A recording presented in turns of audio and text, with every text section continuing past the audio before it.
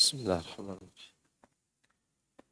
Assalamualaikum warahmatullahi wabarakatuh.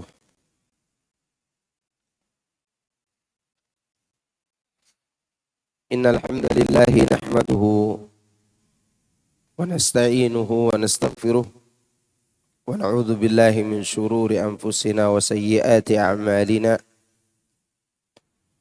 May yahdihillahu fala mudilla lahu wa may yudlil fala hadiya lahu. Wa asyhadu an la ilaha illallah wahdahu la syarika lahu. Wa asyhadu anna Muhammadan abduhu wa rasuluh sallallahu alaihi wa ala alihi wa ashabihi ajma'in. Wa man sara ala nahjihi wa istanna bi sunnatihi ila yaumiddin. Sallama tasliman katsira amma ba'du.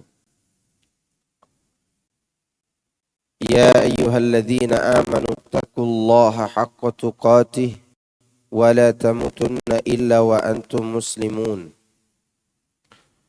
Fa inna asdaqal hadithi kitabullah wa khairal hadi hadi Muhammad sallallahu alaihi wasallam. Wa syarral umuri muhdatsatuha. Inna kulla muhdatsatin bid'ah wa kulla bid'atin dhalalah wa kulla dhalalatin finnar. Jemaah sekalian rahimani wa rahimakumullah. Alhamdulillah kita memuji dan menyanjung Allah Subhanahu wa taala yang masih memberi kepada kita nikmat berupa hidayah dan taufik, sehingga kita melaksanakan apa yang menjadi kewajiban kita berupa ibadah kepada Allah. Di antara ibadah yang paling dicintai Allah adalah menuntut ilmu. Bahkan istiqamah di dalam menuntut ilmu termasuk salah satu karamah wali-wali Allah yang paling mulia. Sebagaimana disebutkan oleh Al-Imam Ibnul Qayyim rahimahullahu ta'ala. Dan Ibnu Hajar Al-Asqalani mengatakan bahwa wali Allah itu di antaranya mereka yang mengenal Allah. Sebagaimana beliau katakan ketika mensyarah hadis qudsi yang berbunyi, Allah berfirman dalam hadis qudsi, "Man 'adali waliyan faqad adzantuhu bil harbi." Siapa saja yang memusuhi para waliku, maka aku umumkan peperangan dengannya. Kata Ibnu Hajar, yang dimaksud wali Allah adalah al-alimu billah, orang-orang yang berilmu tentang Allah. Berilmu tentang Allah itu yang bermanfaat dalam kehidupan kita meliputi 3 hal. Pertama, mengenal Allah dan beriman kepadanya. Yang kedua, mengenal agamanya, artinya tata cara beribadah kepada Allah. Yang ketiga, memiliki perasaan takut kepada Allah. Ini ilmu yang bermanfaat. Bila ilmu kita sudah mencapai tingkatan ini, maka segeralah banyak-banyak bersyukur kepada Allah. Karena kita melihat kenyataan sebagian daripada orang-orang soleh yang hidup di zaman sekarang. Jangan tanya zaman dahulu, zaman sekarang pun ada orang-orang seperti ini. Meninggalkan keuntungan dunia yang banyak disebabkan ada pelanggaran di dalamnya karena mereka takut kepada Allah. Oh ya, subhanallah, betapa bahagianya orang-orang seperti ini. Nah, adapun yang akan kita sampaikan di siang atau pagi menjelang siang ini, kita akan membahas suratul Ahqaf ayat 10 dan seterusnya. Ana bacakan dulu ayatnya.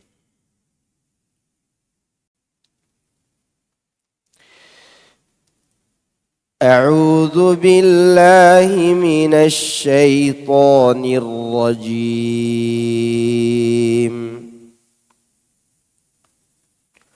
Qul ara'aytum in kana min 'indillahi wa kafartum bihi wa shahida shahidun min bani Israil وشهد شاهد من بني إسرائيل على مثله فآمن واستكبرتم إن الله لا يهدي القوم الظالمين. وقال الذين كفروا للذين آمنوا لو كان خيرا ما سبقونا إليه وإذ لم يهتدوا به فسيقولون هذا إفك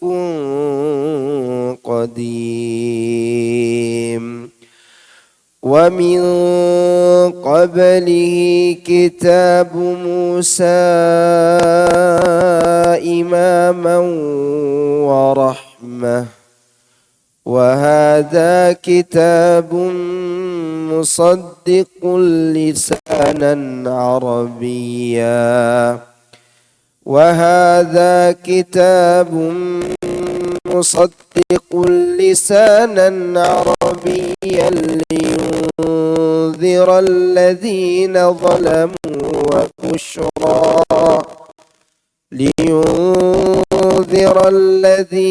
ظلموا وبشرى للمحسنين.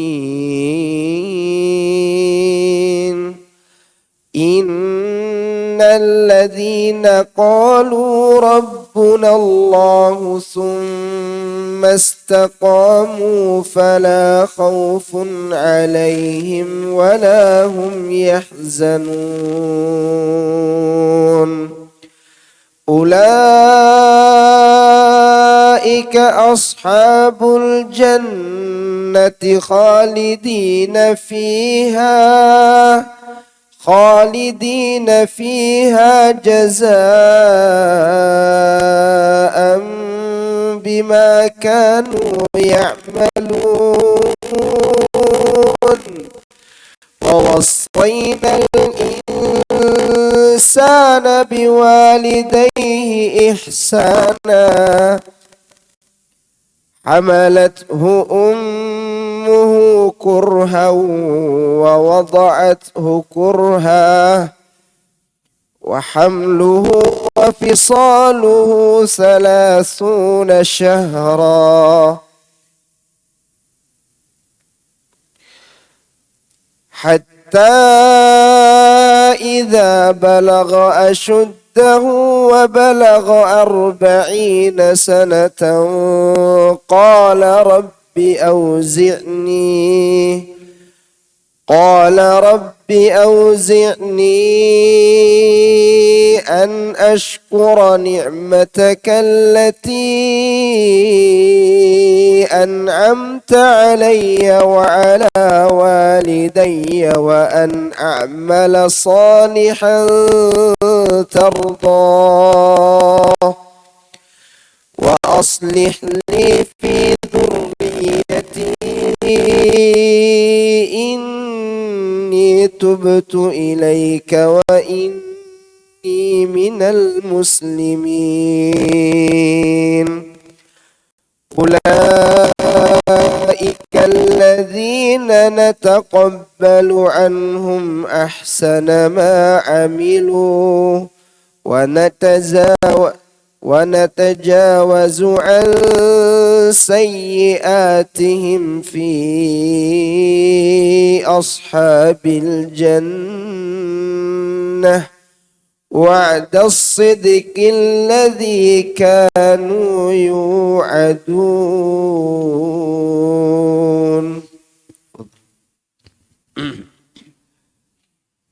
Katakanlah, terangkanlah kepadaku bagaimanakah pendapatmu jika Al-Quran itu datang dari sisi Allah, padahal kamu mengingkarinya dan seorang saksi dari Bani Israel mengakui kebenaran yang serupa dengan yang disebut dalam Al-Quran. Lalu dia beriman sedang kamu menyombongkan diri. Sesungguhnya Allah tidak memberi petunjuk kepada orang-orang yang zalim. Dan orang-orang kafir berkata kepada orang-orang yang beriman, kalau sekiranya dia, Al-Quran adalah suatu yang baik, tentulah mereka tidak mendahului kami beriman kepadanya. Dan karena mereka tidak mendapat petunjuk dengannya, maka mereka berkata, ini adalah dusta yang lama. Dan sebelum Al-Quran itu telah ada kitab Musa sebagai petunjuk dan rahmat. Dan ini adalah kitab yang membenarkannya dalam bahasa Arab untuk memberi peringatan kepada orang-orang yang zalim dan memberi kabar gembira kepada orang-orang yang berbuat baik. Sesungguhnya orang-orang yang mengatakan Rob kami ialah Allah, kemudian mereka tetap istiqomah, maka tidak ada kekhawatiran terhadap mereka dan mereka tidak pula berduka cita. Mereka itulah penghuni-penghuni surga, mereka kekal di dalamnya, sebagai balasan atas apa yang telah mereka kerjakan. Kami perintahkan kepada manusia supaya berbuat baik kepada kedua orang ibu bapaknya. Ibunya mengandungnya dengan susah payah dan melahirkannya dengan susah payah pula. Mengandungnya sampai menyapihnya adalah 30 bulan. Sehingga apabila dia telah dewasa dan umurnya sampai 40 tahun dia berdoa, ya Rabbku, tunjukilah aku untuk mensyukuri nikmat-Mu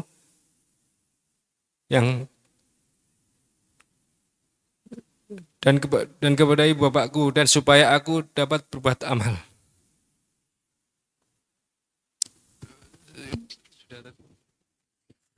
Sesungguhnya aku bertobat kepadamu dan sesungguhnya aku termasuk orang-orang yang berserah diri.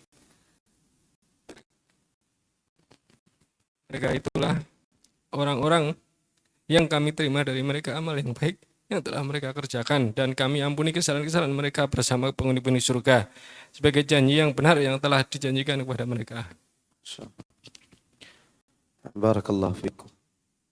Baik, di sini Allah Subhanahu wa taala mengatakan, Qul, katakanlah wahai Muhammad kepada orang-orang musyrik yang ingkar terhadap Al-Quran. Ara'aitum in kana, terangkanlah kepadaku bagaimana pendapatmu jika benar Al-Quran itu min indillah, datang dari sisi Allah. Wa kafartum bihi, padahal kamu mengingkarinya. Maksudnya, menurut dugaan kalian, apakah yang akan diperbuat oleh Allah terhadap kalian jika kitab yang aku bawa kepada kalian ini telah Allah turunkan kepadaku untuk aku sampaikan kepada kalian, sedangkan kalian kufur terhadapnya, bahkan mendustakannya. Ini pilihan orang-orang kafir Quraisy, di mana mereka memilih kufur terhadap Al-Quran yang telah diturunkan oleh Allah kepada mereka. Lalu timbullah pertanyaan yang membuat mereka berpikir, bagaimana kalau benar-benar Al-Quran itu turun kepadaku dari sisi Allah? Lalu apa persangkaan kalian? Kira-kira Allah akan apakan kalian? Itu pertanyaan. Sehingga pertanyaan itu membuat mereka berpikir. Artinya begini, apa ruginya beriman terhadap Al-Quran itu? Toh Al-Quran itu diakui secara naluri, secara fitrah oleh mereka bahwa dia adalah perkataan yang benar. Tidak ada kedustaannya. Hanya saja karena ego mereka selalu mengatakan itu perkataan Muhammad sallallahu alaihi wasallam. Padahal mereka sendiri tahu Muhammad bukan ahli syair. Karena yang ditempel di Ka'bah itu adalah hasil syair-syair orang Arab yang paling bagus syairnya. Tidak ada satupun syair yang ditempel di Ka'bah itu yang dari tulisan Muhammad SAW. Nggak ada. Karena dulu orang-orang Arab itu membanggakan beberapa hal. Kalau tidak sayembara, jawara, mereka membanggakan syair. Dan syair yang selalu menang atau kebanyakan menang yang ditempel di Ka'bah itu syair dari golongan Abu Jahal, suku Makhzum. Dan tidak ada di situ ditempel syair Muhammad sallallahu alaihi wasallam. Dan itu menjadi bukti bahwa kata-kata indah yang disampaikan Rasulullah SAW ini tidak pernah beliau pelajari dari siapapun. Itu kenapa Allah bertanya, "Qul ara'aitum." Karena mereka jadi saksi sendiri akan hal itu. Kemudian wa syahida syahidu min bani Israil ala mislihi. Dan orang-orang Bani Israel menjadi saksi. Artinya ada saksi dari kalangan Bani Israel mengakui kebenaran yang serupa dengan apa yang disebut dalam Al-Quran. Maknanya kitab-kitab terdahulu yang diturunkan kepada para nabi sebelum aku telah memberikan kesaksian terhadap kebenaran dan kesahihan kitab Al-Quran tersebut. Kitab-kitab itu memberi kabar gembira tentangnya dan menyampaikan apa juga yang disampaikan oleh Al-Quran. Ini ada cerita, ini sebenarnya di bawah ini mungkin diceritakan panjang lebar oleh Ibnu Katsir. Ya, Anda ceritakan secara pendek. Orang-orang kafir itu, kafir Quraisy ini, mengenai ayat ini ya, mereka mengutus utusan ke Madinah. Karena di Madinah itu ada kelompok-kelompok Yahudi yang paham kitab. Di antaranya adalah ada Abdullah bin Salam yang nanti masuk Islam. Kemudian ada Huyai bin Akhtab dan saudara-saudaranya yang ahli kitab Taurat itu.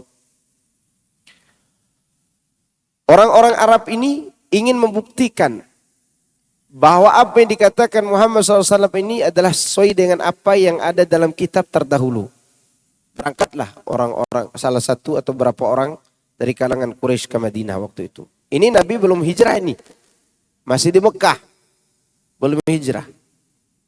Begitu berangkat, mereka bertanya kepada Yahudi-Yahudi itu, apa yang bisa kami jadikan bukti bahwa dia adalah utusan Allah? Tanyakan kepadanya 3 pertanyaan di antara pertanyaan. Pertama, tanyakan kepadanya tentang pemuda-pemuda yang tertidur di dalam gua. Yang kedua, tanyakan kepadanya tentang seorang pemuda yang berjalan dari timur bumi sampai barat bumi. Yang ketiga, tanyakan kepadanya tentang ruh. Itu di antara pertanyaannya. Dan orang Quraisy ini bukan hanya datang bertanya, tapi dia sudah tahu jawabannya. Dan jawaban ini tidak mungkin ditahu oleh Muhammad SAW. Karena Muhammad tidak pernah ke sini. Setiap hari mereka lihat Nabi kok. Nabi selalu ada di dekat mereka kok, setiap hari, setiap waktu. Bahkan mereka gangguin Nabi. Kalau Nabi pergi hilang selama misalnya 10 hari. Nah, ada ketahuan nih berangkat ke Madinah. Karena dari Mekah ke Madinah jalannya 10 hari. Berarti kalau pulang pergi berapa hari? 20 hari. Tidak mungkin hanya PP aja hari. Berarti ada waktu belajar dong. Ada 5-6 hari. Berarti kurang lebih sebulan lah. Ketahuan Nabi datang ke Madinah. Dan Nabi tidak pernah datang ke Madinah. Bertanya ke Yahudi itu. Dengan bangganya orang Quraisy ini pulang. Ini pertanyaan tidak akan pernah dijawab oleh Muhammad. Begitu ditanyakan, bagaimana menurutmu tentang orang-orang yang terperangkap dalam gua itu? Maksudnya Ashabul Kahfi. Nabi bacakan surat Kahfi. Ceritanya. Kemudian, bagaimana dengan seorang laki-laki yang berjalan dari timur bumi sampai barat bumi? Siapa dia? Yaitu Dzulqarnain. Tentang ruh. Dan ruh tidak ada yang bisa menjawabnya. Ternyata Nabi SAW pun mengatakan hal yang sama seperti Taurat. Qulir ruh min amri rabbi. Turun surat Al-Isra. Mendengar jawaban itu, mereka jengkel. Tidak ada salahnya. Makanya Allah tanyakan, wa syahida syahidu min bani Israel. Mereka sudah dapat persaksian kok dari Bani Israel apa yang dikatakan Muhammad itu benar. Kira-kira apa yang bekerja di otak mereka itu? Yang bekerja di otak mereka itu dua sifat bawaan manusia. Antum, saya, siapapun, dua sifat ini ada. Dan itu harus kita kalahkan. Apa itu? Tidak adil atau alias zalim dan ego. Dua hal itu selalu berjalan bersama di otak kita, di kepala kita, di akal kita. Dan dia yang berusaha mencari-cari pembenaran. Tapi masa iya itu yang bekerja itu yang mana? Dua benda busuk ini. Dua sifat busuk buruk ini. Tidak objektif atau tidak adil. Atau zalim. Dan apa yang kedua? Ego. Sombong. Ya. Itu yang menjadikan Allah bertanya kepada mereka dengan pertanyaan ini. Kan tentu kita akan berpikir, kapan orang Arab cari tahu di Bani Israel? Ya. Sering mereka cari tahu tentang Muhammad sallallahu alaihi wasallam. Itu menunjukkan kebenaran itu heboh. Kebenaran itu apa? Heboh. Siapa yang menghebohkannya? Musuh. Maka jangan heran antum dihebohkan orang dengan Wahabi. Itu karena jalan yang ditempuh, jalan Muhammad sallallahu alaihi wasallam. Ya. Apa sih pentingnya mereka sampai cari tahu ke Madinah tentang kedatangan Rasulullah SAW? Wong kalau mereka tidak memperhatikan itu, dibiarin aja Muhammad begitu aja, iya enggak? Dicuekin aja kan? Udah terserah ente mat gitu. Kalau bahasa Betawinya gitu kan. Ente mau ngapain saja terserah. Tapi tidak begitu kan mereka. Mereka beri perhatian walaupun mereka menentang. Berarti Quran ini akan diperhatikan oleh semua orang. Semua orang akan perhatikannya. Baik musuh maupun kawan. Atau orang yang mencintainya. Maka lihat. Allah menyebutkan. Wa syahida syahidu min bani Israel. Fa'amana. Lalu orang yang menjadi saksi itu beriman. Yaitu seorang dari Bani Israel yang memberi kesaksian terhadap kebenaran Al-Quran. Karena pengetahuan yang dimilikinya tentang hakikat Al-Quran itu sendiri. Ya. Siapa kira-kira orang yang beriman dari Bani Israel? Alimnya, ulamanya. Siapa kira-kira? Di antaranya ya. Siapa di antaranya? Abdullah bin Salam. Ini betul-betul ahli Taurat. Ahli kitab. Yang betul-betul faham tentang Taurat. Makanya ketika dia sebelum masuk Islam, itu dijuluki sebagai sayyid oleh kaumnya. Dijuluki sebagai alim. Ya. Ketika dia masuk Islam, Rasulullah bertanya kepada Bani Israel yang diundang ke hadapan beliau, bagaimana menurut kalian tentang Abdullah bin Salam? Oh kata mereka, dia sebaik-baik kami, dia orang baik di antara kami, dia sayyid kami gitu. Nah bagaimana kalau dia masuk Islam? Semoga Allah melindungi dia dari Islam kata dia.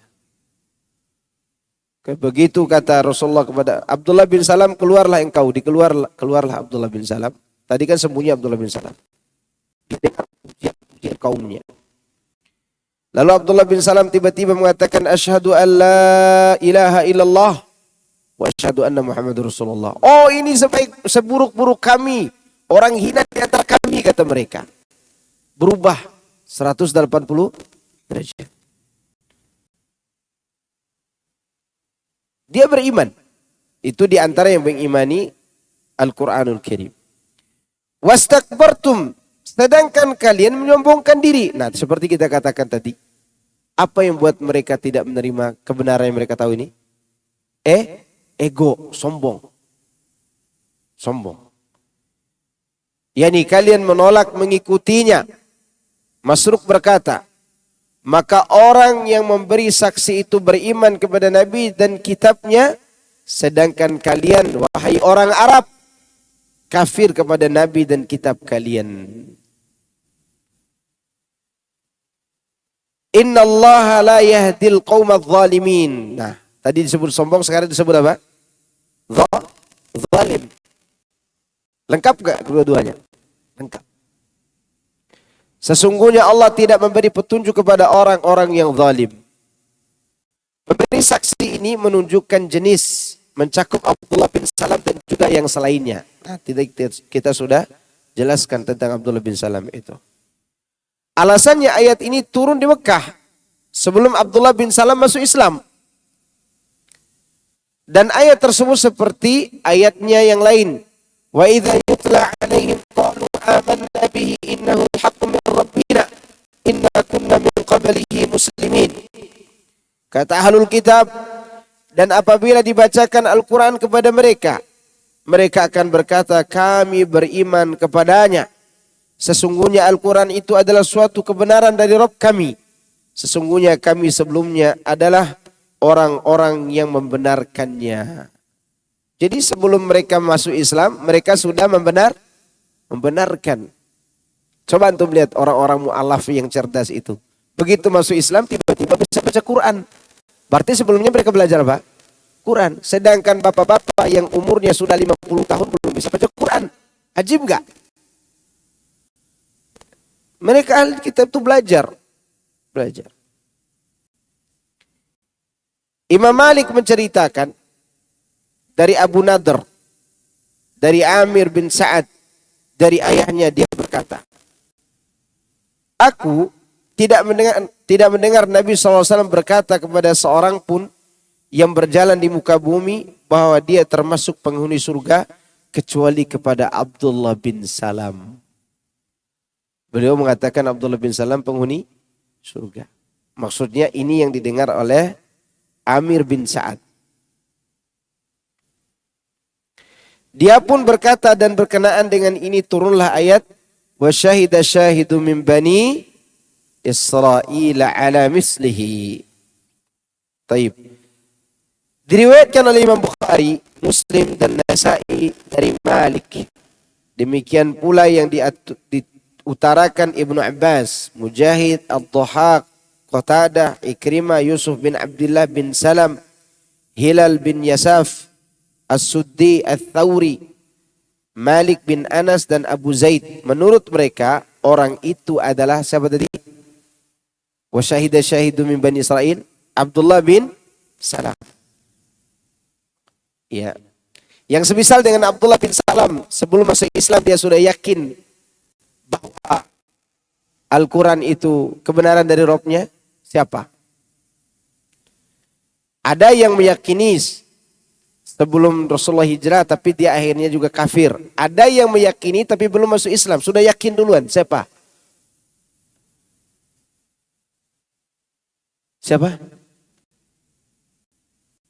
Waraqah bin Naufal. Oh, itu di Mekah, ini sudah lewat. Karena Waraqah bin Naufal meninggal dunia sebelum turun ayat kerasulan. Baru turun ayat kenabian. Nah, sekarang yang tinggal di Madinah dari ahlul kitab. Dia belum ketemu Nabi, dia sudah percaya. Tapi belum masuk Islam. Siapa? Namanya Sofiyah bin Huyai bin Akhtab. Siapanya Nabi? Istrinya Nabi. Dia selalu mendengar dari ayah dan pamannya cerita tentang kedatangan Nabi terakhir ini. Dan bahkan kalau dia bermimpi tentang rembulan yang jatuh di pangkuannya, mimpi itu maksudnya dia akan menjadi istri Nabi tersebut. Makanya suaminya Huyai, Sofiyah bin Huyai, sangat berambisi waktu perang Khaybar untuk membunuh Muhammad SAW. Dia selain benci kepada Nabi, dia tercampur dengan cemburu mimpi istrinya. Istrinya bermimpi rembulan jatuh di pangkuannya. Ini menurut Bani Israel, ini Nabi akan menjadi suaminya orang ini. Makanya meninggal, mati. Dia pengkhianat juga tuh suaminya siapa? Sofiyah bin Huyai. Sebagaimana ayah dan pamannya mengkhianati Taurat. Yang Taurat itu dibacakan terus di hadapan Sofiyah sejak kecil. Yang di dalam Taurat itu diceritakan akan datang seorang nabi terakhir yang akan menempati mendekati tempat yang penuh dengan pohon kurma. Di mana itu? Madinah. Ya. Sofia sudah percaya itu. Makanya ketika dia masuk Islam, dia tidak dendam kepada Nabi karena membunuh ayah, paman, dan suaminya. Kenapa? Karena dalam pikiran dia, mereka lah yang mengkhianati Taurat. Sofia jadi saksi itu. Maka ketika dia jadi istri Nabi, tidak meracuni Nabi. Ini pembunuh ayah saya nih, saya racuni aja. Enggak kan? Dia beriman dengan iman yang benar. Dipuji oleh Nabi SAW sebagai keturunan Nabi Musa. Pamannya Nabi, dia keluarga Nabi Musa alaihissalam. Suaminya seorang Nabi pula. Siapa suaminya? Muhammad sallallahu alaihi wasallam. Sebelumnya dia pernah bermimpi, sebelum perang Khaybar itu dia bermimpi bahwa rembulan itu jatuh di pangkuan dia. Dia ceritakan itu ke suaminya. Suaminya gara-gara dengar cerita itu refleks. Dia tampar istrinya. Itu tamparan suaminya selesai perang Khaybar. Masih ada bekas di wajahnya Sofia itu. Saking keras tamparan suaminya gara-gara cemburu kepada Rasulullah sallallahu alaihi wasallam. Itu masih ada tamparannya. Maka ketika Rasulullah SAW, tadi Nabi tidak punya hasrat kepada Sofia. Nabi bukan laki-laki mata keranjang kan? Bukan. Ini hasil rampasan perang. Rasulullah serahkan ke Bani yang lain, suku yang lain. Tapi ada seorang sahabat yang cerdas berbisik. Ya Rasulullah, itu Sofia anak tokohnya orang-orang Yahudi. Dia tidak pantas bagi orang lain, pantasnya buat dirimu. Akhirnya Rasulullah SAW merdekakan dan dinikahi, bukan dijadikan budak. Seandainya dia jatuh pada suku yang lain, dia jadi budak. Nabi SAW melihat sosok yang akan beriman kepada Allah dan Rasulnya, akhirnya beliau merdekakan dan dinikahi, jadi istri beliau. Jadi salah satu penghuni surga. Gitu. Makanya Aisyah cemburu kan ketika lihat Sofia cantiknya luar biasa. Sofia itu cantik. Tetapi tidak bisa mengalahkan cinta Nabi kepada Aisyah. Semua istri Nabi tentunya Aisyah yang dicintainya setelah Khadijah. Tapi ini mengenai orang yang masuk Islam meyakini dulu apa yang menjadi kebenaran sebelum mereka memeluk Islam. Di antara Abdullah bin Salam, Sofia bin Huyai bin Akhtab, ya. Kemudian, wa qala alladhina kafaru lilladhina amanu law kana khairan ma sabaquna ilaih. Dan orang-orang kafir berkata kepada orang-orang yang beriman, kalau sekiranya Al-Quran itu adalah suatu kebaikan, tentulah mereka tidak mendahului kami dalam mengimaninya. Perhatikannya. Orang kafir Quraisy itu membuat standar. Standarnya adalah, kalau ini kebaikan, pastinya kami duluan dong yang beriman. Bukan kalian. Gitu. Mereka menstandarkan diri mereka sebagai kaum yang terbaik. Bahwa kaum yang terbaik ini tidak melewatkan kebaikan-kebaikan. Sehingga kalau ada kebaikan yang dilewatkan oleh mereka, menurut standar mereka ini bukan kebaikan. Ini keburukan. Di antaranya Al-Quran. Karena orang-orang mendahului kami dalam mengimaninya. Ini standar orang-orang sombong. Sungguh mereka berbicara mengenai orang-orang yang beriman kepada Al-Quran. Seandainya Al-Quran itu baik, niscaya orang-orang itu tidak akan mendahului kami beriman kepadanya. Yang mereka maksudkan adalah Bilal, Ammar bin Suhaib, dan Khabbab ibn al-Arad. Tahu nggak tiga orang ini siapa? Status sosial masyarakatnya. Mantan budak, miskin kere. Ini orang-orang miskin ini yang mengimani Quran. Harusnya orang-orang terbaik kayak kami yang mengimani duluan kalau ini baik gitu. Kalau diimani oleh Bilal, Khabbab ibn al-Arad, kemudian Suhaib, Ammar bin Suhaib. Ya tentu ini satu yang remeh. Ini orang-orang miskin, kere. Kalau antum baca sejarah tiga orang ini orang-orang miskin. Dan budak. Ya. Terutama Khabbab ibn al-Arad, mereka siksa dengan siksaan yang luar biasa. serta orang-orang yang serupa dengan mereka dari kalangan kaum lemah, para budak, serta hamba sahaya. Karena mereka berkeyakinan bahwa mereka mempunyai kedudukan terhormat di sisi Allah dan perhatian darinya. Lihat, biasanya yang mendengar dakwah yang hak ini itu orang-orang yang butuh dimerdekakan dari perbudakan makhluk. Lihat, para budak ini mereka menyambut dengan baik. Oh, ternyata kita ini di sisi Allah kalau beriman tidak lagi dianggap budak yang hina, tapi dianggap sebagai hamba di sisi Allah Azza wa Jalla.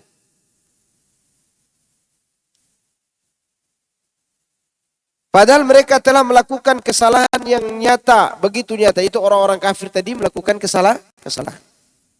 Sedangkan Ahlussunnah wal Jamaah berpendapat bahwa setiap perbuatan dan ucapan yang tidak ada dasarnya dari sahabat Nabi adalah bid'ah.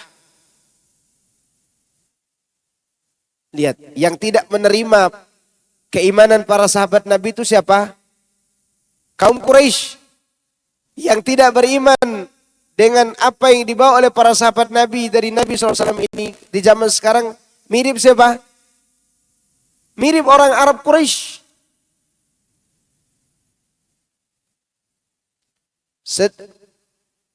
Ini karena apabila hal itu baik, niscaya mereka para sahabat lebih dahulu melakukannya daripada kita.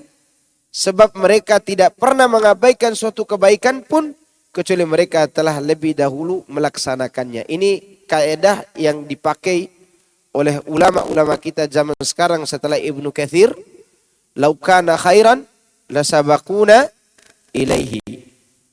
Dari sinilah judul kitab Ustadz Abdul Hakim diambil. Lau kana khairan lasabaquna ilaihi. Jadi kaidah ini. Andaikan sebuah perbuatan itu baik yang dilakukan sekarang ini, baik itu tahlilan atau acara-acara bid'ah lainnya, tentunya para sahabat akan mengambil kebaikan itu. Tidak mungkin mereka tidak melakukannya. Ya. Karena secara logika kalau ini baik dan tidak dilakukan oleh Nabi dan para sahabat, kemungkinan ada dua dan kedua-duanya tidak mungkin dilakukan oleh Nabi SAW. Pertama, kemungkinan Nabi tidak tahu. Ternyata kita lebih alim daripada Nabi dalam urusan ini. Mungkinkah itu? Gak mungkin. Gak mungkin kita lebih alim dari Nabi dan para sahabat. Misalnya, Nabi tidak tahu tentang tahlilan gitu. Nabi tidak tahu tentang acara-acara bid'ah yang dilakukan sekarang. Berarti kita menganggap diri kita lebih tahu. Dan ini tidak mungkin. Kemungkinan kedua, mereka tahu, tapi tidak mau menyampaikan kepada kita. Alias berkhianat. Mungkinkah Nabi berkhianat terhadap risalah? Gak mungkin. Makanya tidak ada satu kebaikan pun yang dilakukan Rasulullah SAW melainkan berdasarkan wahyu. Dan tidak ada kebaikan pun yang kita lakukan hari ini yang tidak pernah diajarkan oleh beliau, melainkan sesuatu tersebut tidak diakui kebaikan dalam Islam. Kan sudah saya sampaikan dulu kaedahnya. Kaedahnya begini. Kalau mau tahu ini baik atau tidak perbuatan kita yang ada di zaman sekarang ini, perhatikan ibadah itu. Kalau ibadah ini di zaman Nabi ada nih, dan tidak mungkin dilakukan karena ada penghalang, maka melakukannya setelah beliau wafat tidak dianggap bid'ah. Ada penghalang, tidak bisa dilakukan oleh Nabi. Contoh, membangun Ka'bah berukuran seperti D yang panjang. Itu Hijri Ismail kan bentuknya agak bulat gitu kan. Itu D besar panjang begitu. Ya. Membangun semua bangunan itu dan dilakukan oleh Abdullah bin Zubair. Bukan kembali oleh Abdul Malik bin Marwan di zaman itu. Ya. Itu pembangunan Ka'bah itu dulu Rasulullah tidak lakukan karena ada penghalang. Penghalangnya orang baru masuk Islam. Dan mereka mengetahui Ka'bah itu bentuknya cuma segitu. Ya. Contoh lagi, pengumpulan hadis. Kenapa tidak dilakukan di zaman Nabi dibukukan? Karena takut tertukar dengan ayat-ayat Al-Quran. Itu penghalangnya. Berarti melakukannya setelah itu boleh atau tidak? Boleh. Bolehlah. Contoh lagi belajar nahwu sorof. Dulu Quran tidak ada barisnya. Jangan kata baris, titiknya juga tidak ada. Gimana antum baca? Yang gundul aja tidak bisa, apalagi yang dicabut kegundulannya. Nggak bisa dibaca kah? Nggak bisa. Waktu itu para sahabat tidak butuh nahwu sorof. Karena mereka ahli bahasa. Ketika terjadi perubahan bahasa di zaman Ali bin Abi Thalib, maka dibuatlah ilmu grammar bahasa Arab itu. Baik. Jika sesuatu tersebut di zaman Nabi ada, Nabi SAW bisa melakukannya. Nabi SAW bisa melakukannya. Dan tidak ada penghalang kalau melakukannya. Tapi beliau tinggalkan. Itulah yang disebut dengan perbuatan bid'ah. Contoh. Mau contoh enggak? Contoh. Ada yang mati enggak di zaman Rasulullah SAW? Banyak kan? Ucapan la ilaha illallah, baca Quran, berkumpul-kumpul. Mungkinkah mereka lakukan? Sangat mungkin. Ada penghalang? Masa setiap hari perang? Enggak kan? Enggak ada penghalang. Bisa enggak mereka melakukan acara seperti kita lakukan sekarang? 3 hari, 7 hari, sampai 100-an hari, bisa enggak? Bisa banget. Pertanyaan kenapa ditinggalkan? Itulah berlakunya kalimat tadi, lau kana khairan lasabaquna ilaih. Saya ulangi ya, perbuatan itu di zaman Nabi ada. Nabi kalau melakukannya mungkin, sangat mungkin. Tidak ada penghalang ketika dia lakukan. Tapi dia tinggalkan. Inilah yang dimaksud dalam kaidah lau kana khairan sabaquna ilaihi. Andaikan itu suatu kebaikan, pasti Nabi dan para sahabat melakukan duluan daripada kita. Ya. Kalau ada yang mengatakan mereka tidak butuh tahlilan. Kalau begitu sekalian aja tidak butuh sholat jenazah gitu kan. Kalau mereka beralasan kenapa tahlilan, karena di zaman itu tidak butuh. Karena para sahabat itu sudah pasti masuk surga. Ya juga sekalian tidak usah sholat jenazah deh gitu. Kan bisa aja jawabannya begitu. Kenapa tidak usah sholat jenazah? Ya para sahabat tidak butuh sholat jenazah, mati tinggal masuk surga kan. Tapi sholat jenazah juga dilakukan. Karena butuhnya sholat tersebut oleh mayit. Karena itu doa. Maka semua kebaikan yang dilakukan oleh mereka, itu adalah kebaikan yang kita lakukan sekarang. Aneh bin ajaibnya ketika orang melakukan bid'ah, sunnahnya ditinggalkan oleh mereka. Ya. Contoh, makan-makan di orang mati. Sunnahnya seharusnya kita bantu orang yang mati.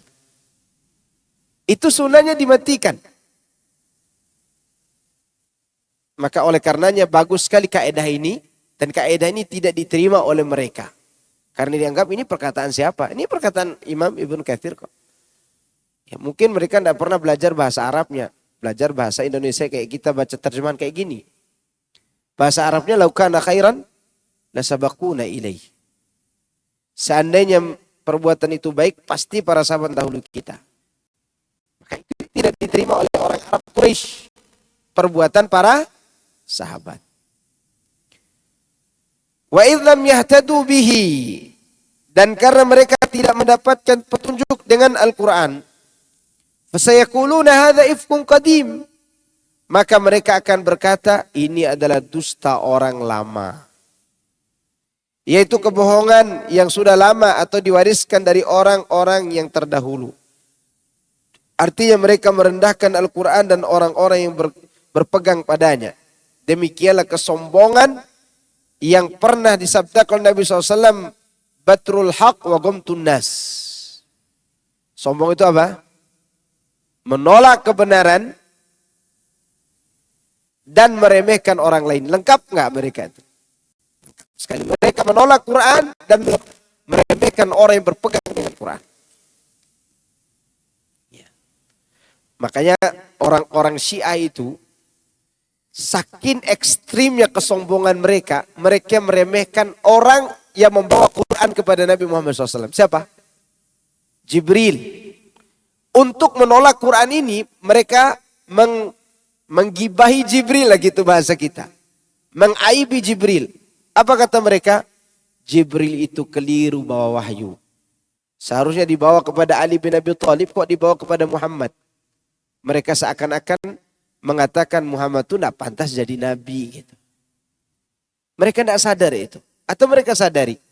Maka orang Syiah itu ketika kalimat ini dicetak di kitab monumental mereka, mereka sendiri ribut. Ribut orang Syiah itu. Kenapa?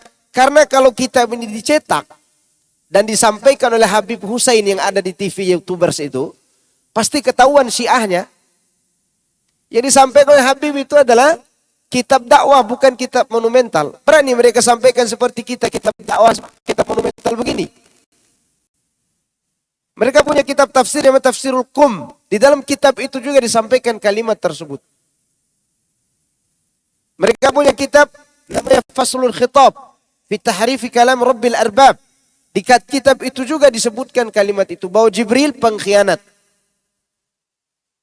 Itu bahasa kasarnya. Di dalam kitab itu juga mereka mengatakan Quran ini sudah dirubah oleh para sahabat. Ini orang Syiah yang dipuji-puji oleh orang Indonesia ketika dia memerangi Bani Israel atau Yahudi sekarang. Itu keduanya lagi rebutan lapak, tahu? Itu preman tuh. Ya.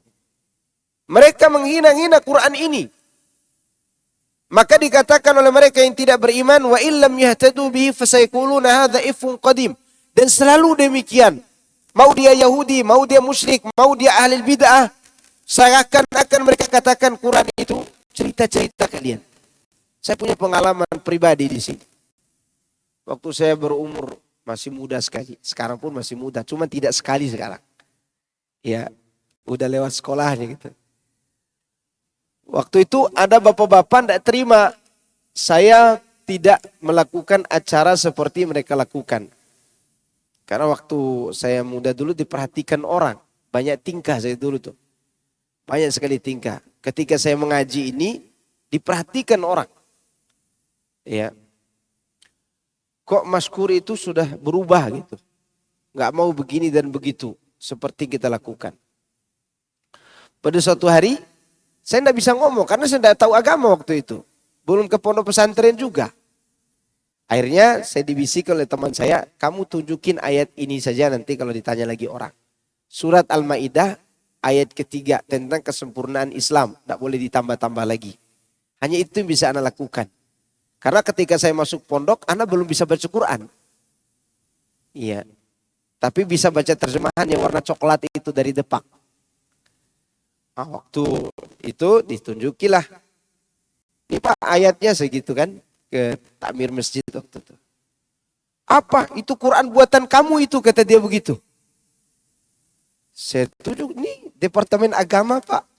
Warna coklat lagi ini. Dan Qurannya saya ambil di rak Quran yang ada di masjid. Saking egoisnya dia katakan apa? Itu Quran buatan kamu, padahal saya selama ini tidak bisa baca Quran. Dan mereka mau tahu bahwa saya ngaji hanya ngaji semangat. Maka dari situlah saya dibawa ke pondok pesantren oleh teman-teman tuh. Sampai di pondok hampir diusir ustadz.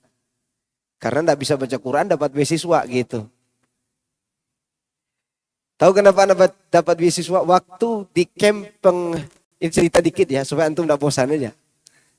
Waktu di camp tes beasiswa ke Ali Rasada itu, Anda sendiri yang banyak tingkahnya gitu.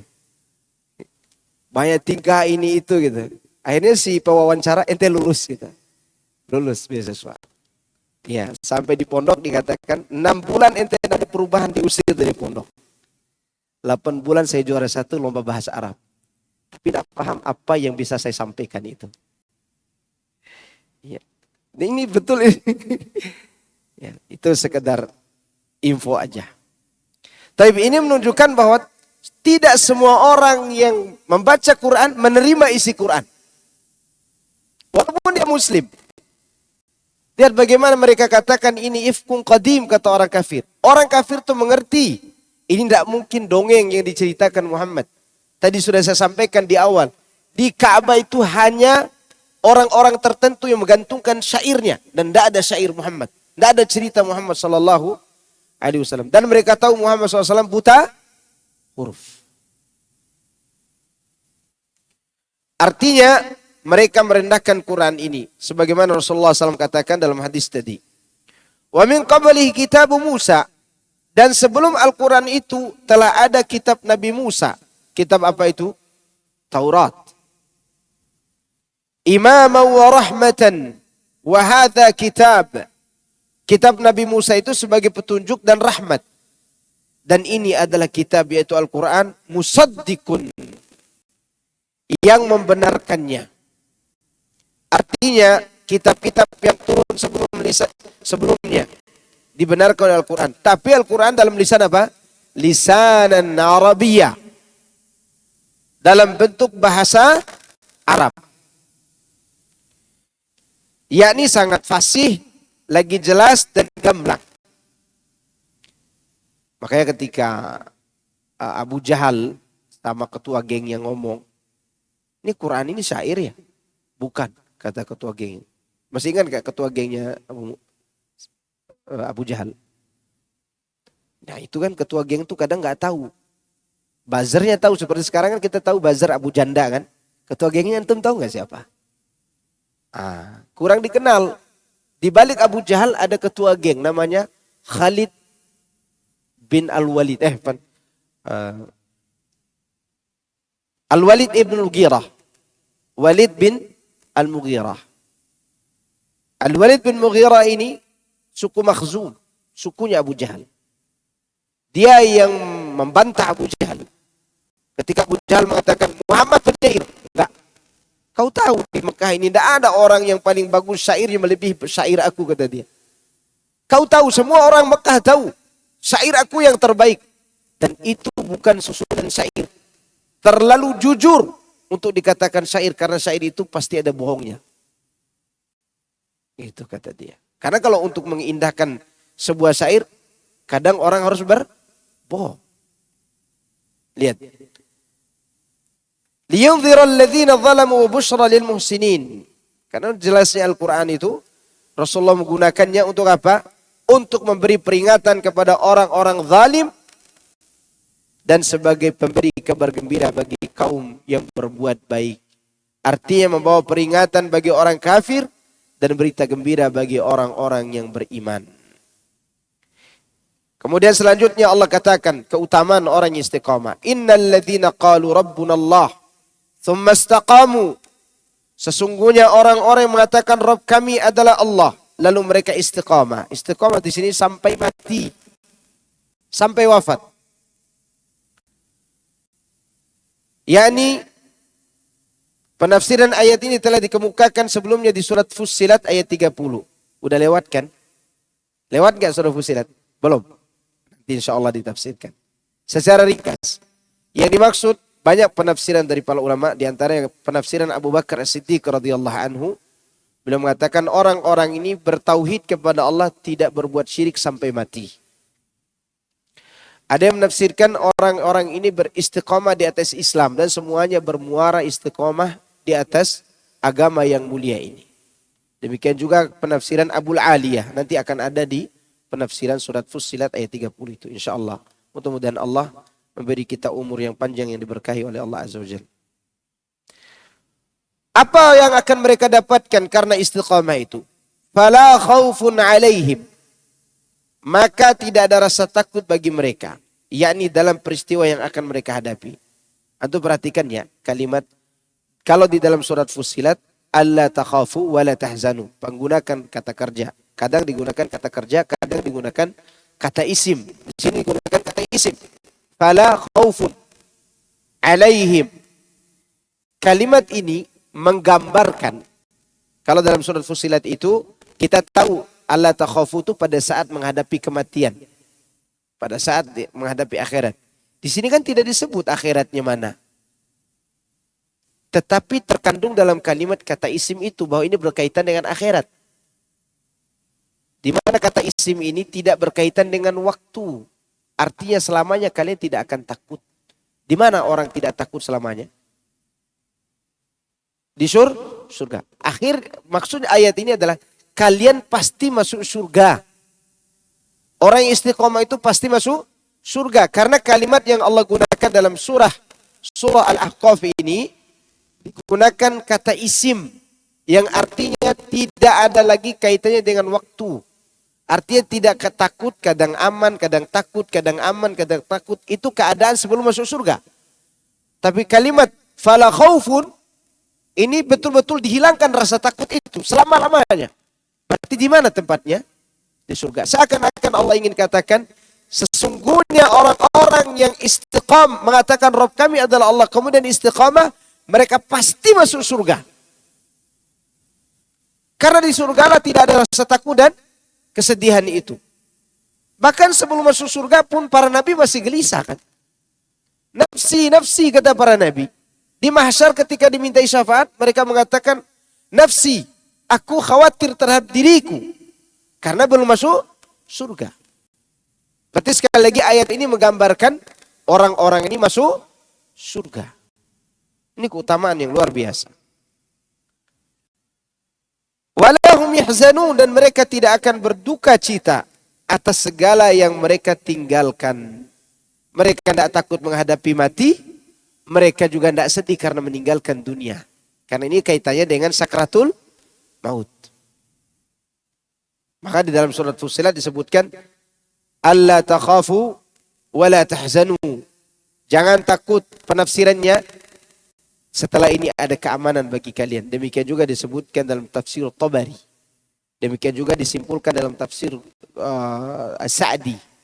Maksudnya ada rasa aman, ada jaminan keamanan.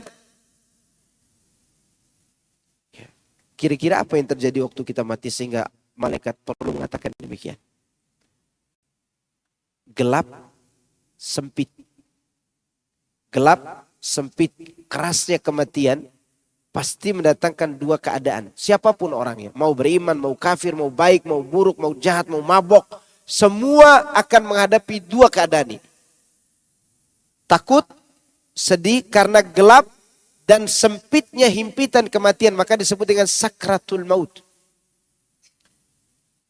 Ini mabok yang paling besar dari semua mabok, kata Ibnu Qayyim. Karena sakrah itu mabok. Mabok. Ya. Maka disebutkanlah, jangan kalian takut.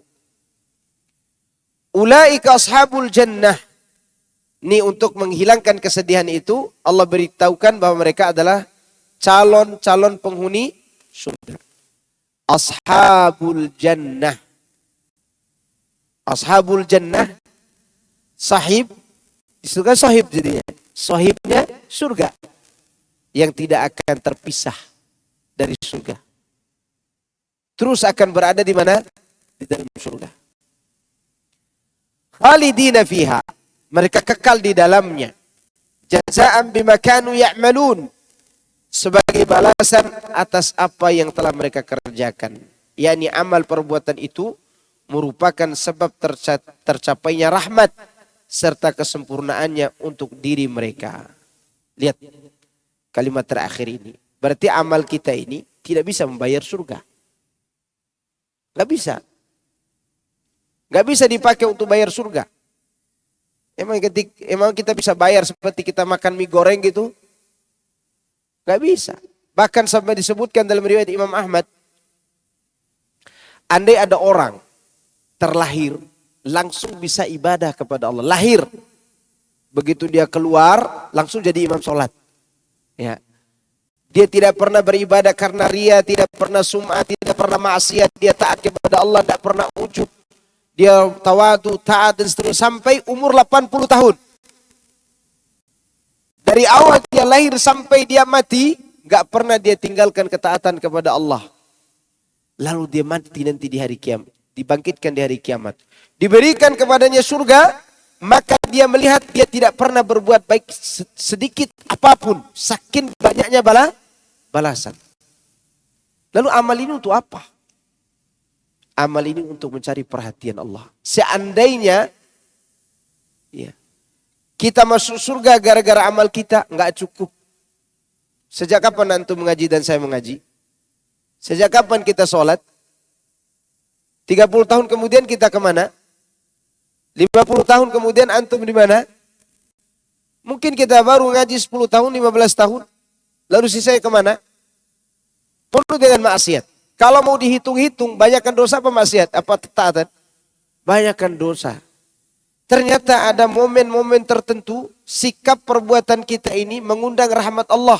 Di waktu kita taubat, waktu kita datang ke majelis ilmu, waktu kita beribadah dengan khusyuk, waktu kita berbuat baik kepada sesama, waktu kita berbicara baik kepada orang lain. Itu mendatangkan rahmat Allah. Bahkan disebutkan dalam hadis, Ar-Ruhama yarhamuhumu Ar-Rahman. Orang-orang yang pengasih akan dirahmati oleh Allah yang Maha Pengasih. Ya, maka jangan dilupakan momen-momen baik. Kadang kita punya kesempatan untuk berbuat baik, tapi kita tunda dulu. Kalau kita punya kesempatan, segera berbuat baik. Cahaya yang ada di hati kita itu segera disambut. Sambut cahaya itu. Sehingga itu menjadi sebuah kebanggaan bagi kita di hadapan Allah. Saya masih ingat nasihat Al-Ustaz Abdul Hakim bin Amir Abdad hafizahullah ta'ala. Ketika beliau berbicara tentang keutamaan orang masing-masing. Kata beliau, nanti di hari kiamat, Allah akan mencari alasan supaya kita selamat.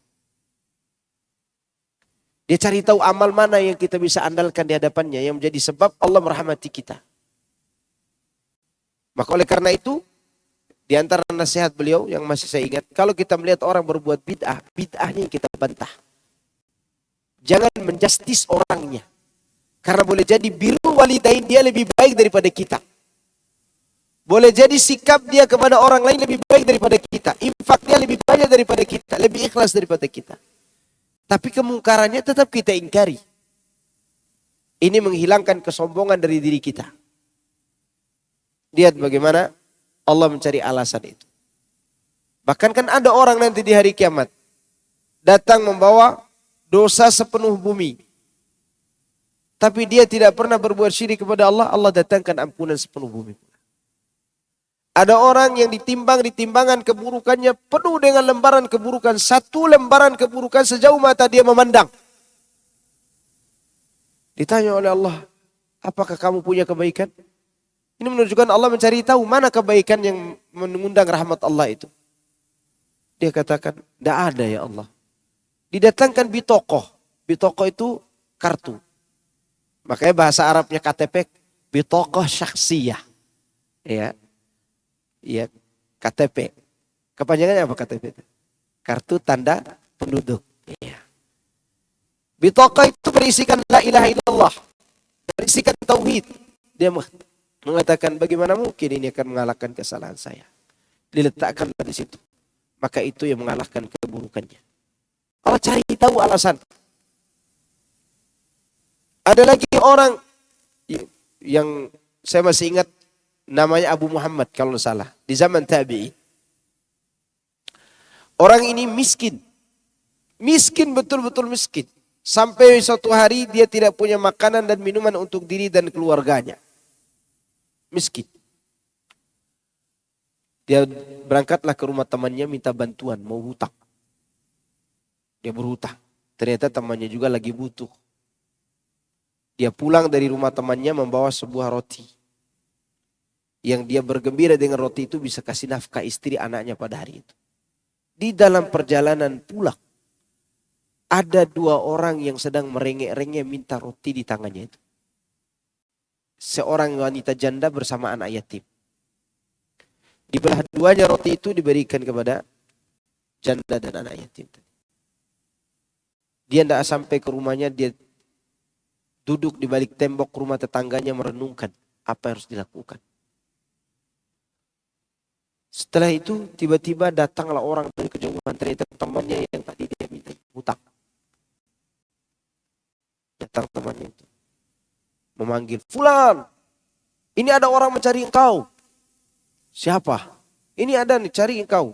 Katanya engkau ahli waris dari dari ayahmu." Datanglah orang itu dan bercerita, "Dulu ayahmu pernah berbisnis sama saya. Saya merugikan dia 3.000 dinar. 3.000 dinar. Kali saja sekarang 1 dinar itu sama dengan 11 juta. Kali 3.000. Ya. Kalau 10 berarti udah 110 juta. Anggap aja segitu. Kalau 100 sudah 1 miliar. Berarti kalau 1.000, 1 triliun. Berarti 3 triliun nih. Ceritanya udah 3 triliun nih. Tadi rumahnya reot. Gitu. Lalu si orang tersebut mengatakan, dulu saya pernah membawa lari uang ayahmu 3.000 dinar. Dan saya mau memberikannya kepada ahli warisnya. Dan engkau ahli waris tunggalnya. Oh, dia terima. Tiba-tiba kaya mendadak begitu, kaget gak antum? Kalau antum dikasih begitu pingsan gak? Ana gak pingsan, pura-pura pingsan. Biar ada sinetronnya dikit. Dia kaya, lalu dia berkesimpulan, saya dengan uang ini akan membantu orang banyak termasuk janda dan wanita, janda dan anak yatim tadi. Sudah banyak dia berbuat baik. Tiba-tiba dia tidur di malam hari dan bermimpi bahwa dirinya dihadapkan dengan akhirat. Dia bermimpi dirinya dihadapkan dengan akhirat dan dia berada di timbangan kebaikannya. Di dalam timbangan kebaikan itu semua infak dia kepada wanita janda dan anak yatim tadi menjadi debu semuanya. Begitu banyaknya infak dia jadi debu yang dihembus oleh angin. Tertinggal kesalahannya. Lalu tiba-tiba datang kebaikan bagaikan ombak di lautan yang begitu besar. Datang memenuhi timbangan kebaikannya itu. Ternyata itu adalah air mata kebahagiaan wanita janda dan yatim ketika diberikan roti tadi. Karena ketika dia berikan roti tidak ada ujub, tidak ada riya, tidak ada bangga. Maka itulah yang menyelamatkan dia nanti di hari kiamat. Baru setelah itu dia pun sadar. Ternyata kebaikan yang banyak yang saya lakukan ini dipenuhi dengan ujub. Maka dia pun merubah haluan dan niatnya. Itu adalah teguran dari Allah Subhanahu wa ta'ala. Demikian Allah mencari tahu rahmat, mencari tahu kebaikan seorang sekecil apapun. Dan itu persis seperti cerita seorang ahli ibadah yang pernah saya ceritakan kepada antum dari cerita Abdullah bin Mas'ud radhiyallahu ta'ala. Demikian ya ikhwan, bagaimana Allah itu memasukkan seorang ke dalam surga bukan karena mengandalkan amalnya, tapi mengandalkan rahmat Allah. Sekali lagi, amal kita untuk apa? Amal kita ini untuk mencari di mana amal kita yang mendatangkan rahmat Allah itu. Itu yang kita usahakan setiap hari. Mana amal kita yang mendatangkan perhatian Allah pada diri kita. Entah kita menyingkirkan gangguan dari jalan, atau kita memberi makan seekor kucing yang lapar, atau kita memberi makan orang miskin. Di saat orang tidak memuji kita, di saat orang tidak menghiraukan kita, kita berbuat baik. Mudah-mudahan itu mendatangkan apa? Perhatian Allah Subhanahu wa ta'ala. Itu yang kita cari di dunia ini. Ya. Maka saya sering nasihati teman-teman. Terkadang kita mau berbuat kalau ada yang memuji. Ya kan?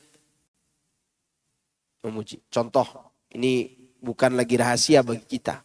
Kita lebih berfoya-foya kepada teman kita daripada istri anak kita. Iya enggak? Nggak ngaku bapak-bapak memang udah taubat kayaknya.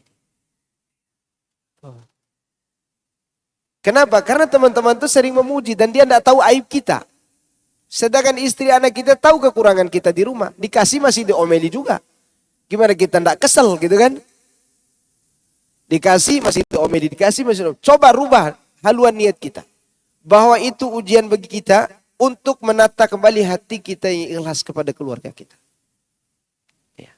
Siapa tahu yang kita berikan kepada keluarga kita itu yang mengundang rahmat Allah. Sebagaimana Rasulullah SAW katakan kepada Sa'ad bin Abi Waqqas. Sa'ad bin Malik ketika dia sakit. Singkat cerita Nabi katakan kepada Sa'ad yang waktu itu dia ingin memberikan semua hartanya di jalan Allah karena tidak punya ahli waris kecuali anak perempuan. Satu orang. Dia ingin memberikan semua harta kekayaannya kepada jalan Allah. Rasulullah larang. Bagaimana kalau 2/3? Dilarang juga. Setengah nggak boleh juga. Sepertiga sudah banyak. Lalu di antara ucapan Nabi SAW, tidaklah engkau memberikan infak di jalan Allah satu nafkah, walaupun engkau menyuapkan nasi di mulut istrimu karena kau mengharap pahala di sisi Allah, maka itu akan menyebabkan engkau diampuni oleh Allah Azza wa Jalla dan mendapatkan pahala. Kau akan mendapatkan pahala dengan itu. Ya. Maka pulang dari sini suapi istrinya. Ya. Itu yang paling ringan. Ya. Jangan lupa diruqyah sekalian. Ya, dibacakan doa maksud saya gitu. Bismillah gitu. Karena tujuan kita hidup ini apa? Mencari rahmat Allah Azza wa Jalla. Bukan selalu memperhatikan keadaan orang lain lalu kita putus asa. Kita cari rahmat Allah itu. Semoga Allah Subhanahu wa taala merahmati kita semuanya. Tapi saya kira itu, dan insya Allah nanti ayat selanjutnya kita bahas pada pertemuan yang akan datang. Tidak mungkin nih kita bacakan semua tafsirnya karena panjang ini. Tanggung. Ada pertanyaan enggak ibu-ibu, bapak-bapak sekalian? Fadhal.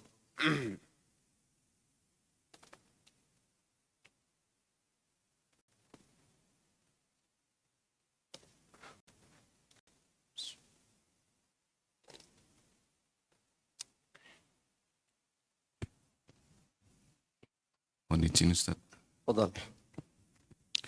Di akhir ayat 10 ini Ustaz, yang berbunyi innallaha la yahdil qaumal zalimin.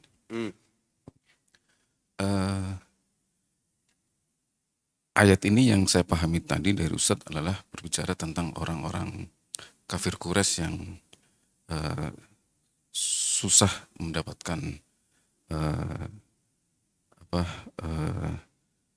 petunjuk Ustaz. Iya. Tapi ada juga ayat ini Ustaz, yang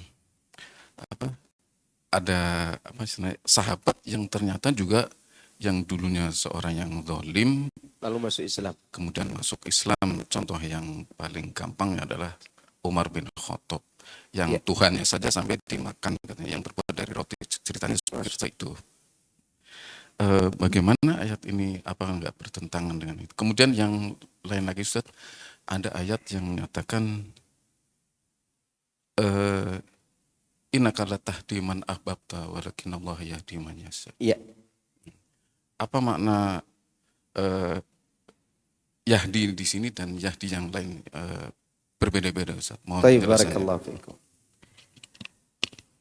Semua kembali pada ayat yang antum bacakan terakhir. Walakin Allah yahdi man yasha. Tapi Allah memberi hidayah kepada orang yang Dia kehendaki. Adapun orang zalim yang tidak diberi hidayah oleh Allah, yaitu mereka yang selalu mempertahankan kezalimannya. Tapi apabila mereka berusaha untuk menjauhkan diri dari kezaliman itu, dia akan mendapatkan petunjuk. Contoh siapa? Umar. Umar itu zalim Umar, dia masih cari tahu kebenaran. Demikian juga Ikrimah bin Abi Jahal. Dia melakukan hal itu karena masih ada penghalang, yaitu ayahnya. Ketika ayahnya meninggal dunia, dia punya keinginan masuk Islam. Contoh lagi seperti Sofia binti Huyai. Mereka sebenarnya punya keinginan masuk Islam, tapi ada penghalangnya waktu itu. Sekiranya mereka terus mempertahankan kezaliman itu, mereka tidak pantas dapat hidayah. Jadi yang diinginkan oleh Allah adalah orang-orang yang selalu mempertahankan apa?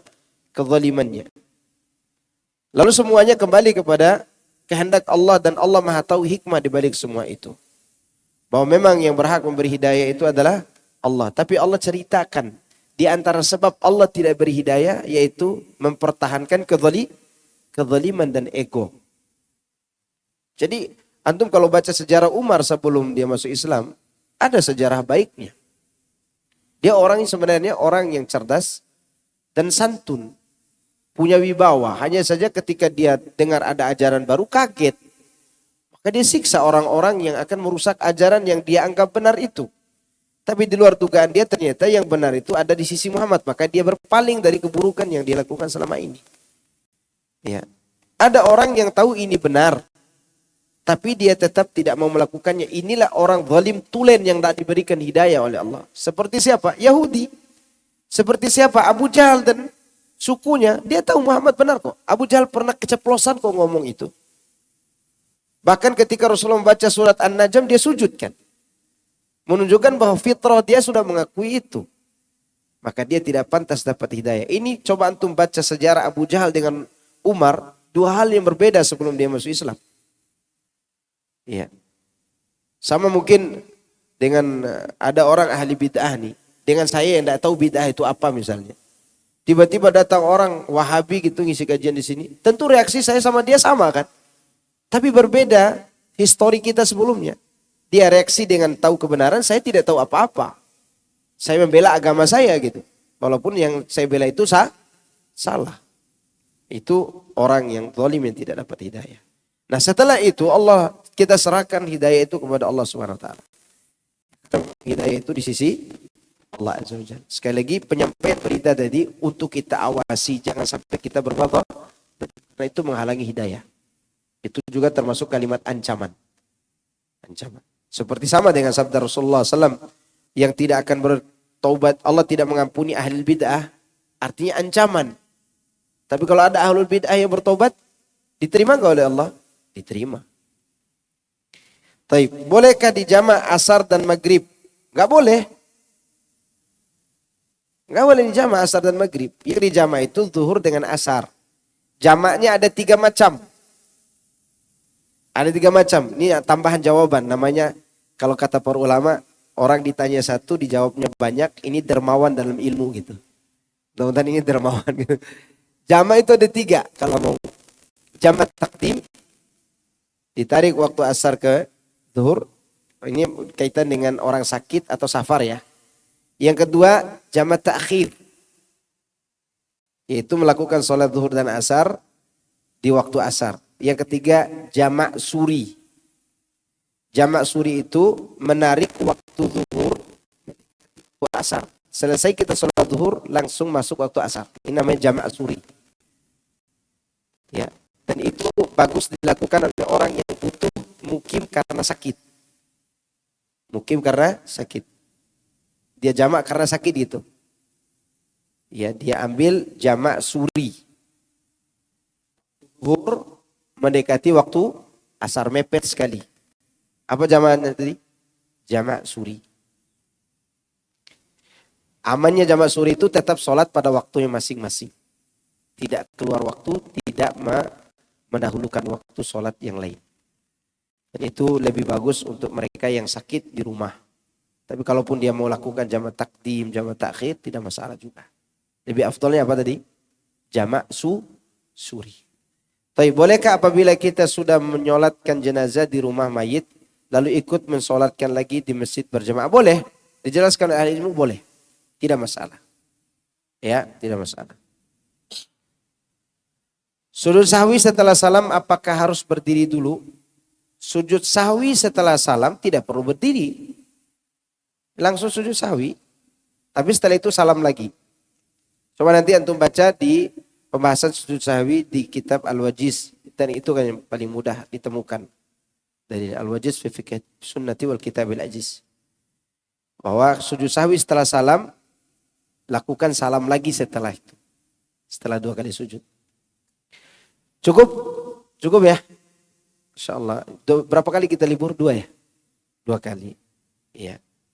Antum kemana aja waktu libur? Atau ana yang kemana-mana gitu. Subhanakallahumma bihamdika. Asyhadu an la ilaha illa anta astaghfiruka wa atubu ilaik. Assalamualaikum warahmatullahi wabarakatuh.